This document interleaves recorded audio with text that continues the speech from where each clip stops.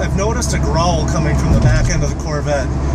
And you can't really hear it, the phone's not sensitive enough to pick up the noise I'm talking about.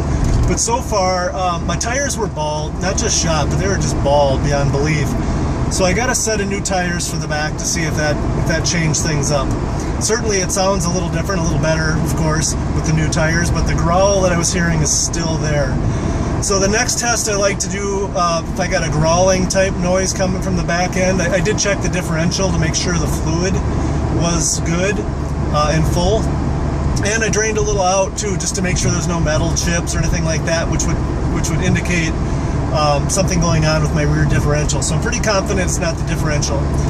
The next test I did is you can swerve when there's no traffic, going about 40 or 50, just kind of swerve fairly aggressively, right and left and right and left.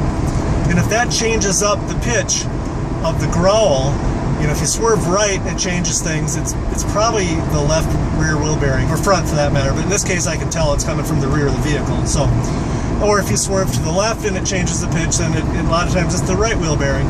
So I've done that test a few times and I really don't notice a change in the pitch, but I still got a growl kind of noise coming from the back end.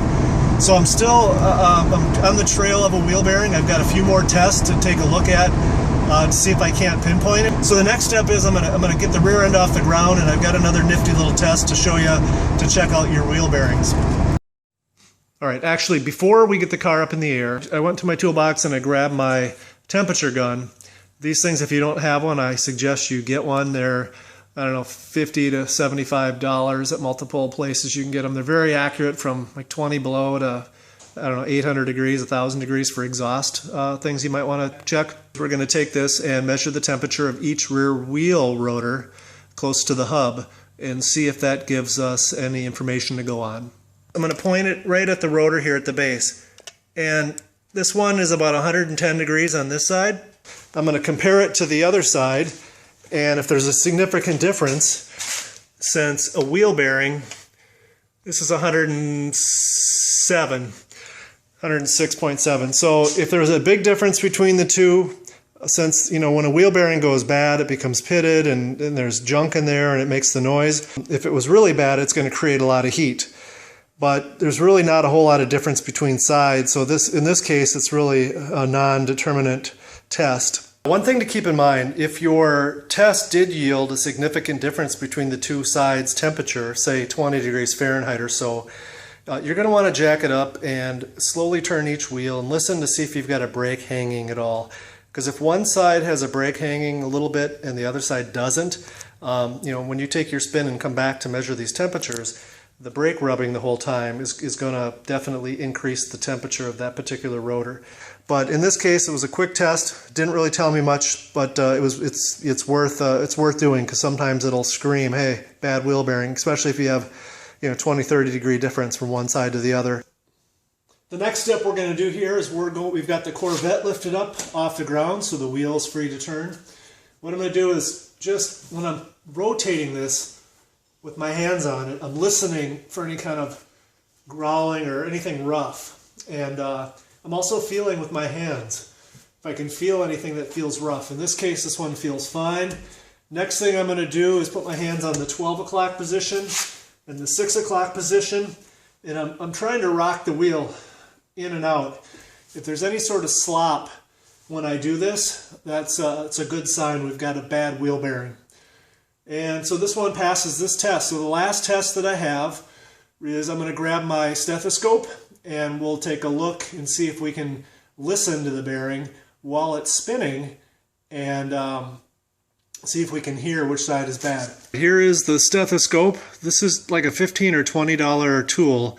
You can get it pretty much any auto parts store. It's usually Lisle, L-I-S-L-E, has a bunch of really convenient and useful mechanic tools at Napa or O'Reilly or whatever.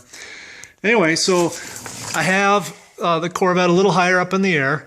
You could probably do this on jack stands if you can do that safely and crawl under with a creeper. But with the car running in second gear, and obviously I don't have it running right now because you wouldn't be able to hear me, but essentially what I did on each side, and this turned out to be the test that was conclusive, see if I can get here we go. I've got the probe, and you got to hold it firmly. And this is right where the knuckle and the wheel bearing attach to each other. And what I did is comparing the left side to the right side. In my case, the passenger side was super quiet and just a normal kind of a sound. And through the stethoscope, it was very obvious that this bearing was shot or on its way out. So this is the one I replaced. Here is the defective wheel bearing. We've got it out, and it proved to be the culprit. It's not really a squealing sound that it makes audibly that you can hear. It's more of a vibration, again, from the pitting on the bearings and the races that transfers into the body and kind of makes the sound that way. So I'm going to spin it here with the microphone and see if you can pick up the noise. That does it for the wheel bearing diagnosis. I hope you found this helpful. If you did, please hit the like below and remember to subscribe. Also, keep coming back to the channel because very soon I'll have the complete removal and replacement of the wheel bearing on the rear of the Corvette coming soon.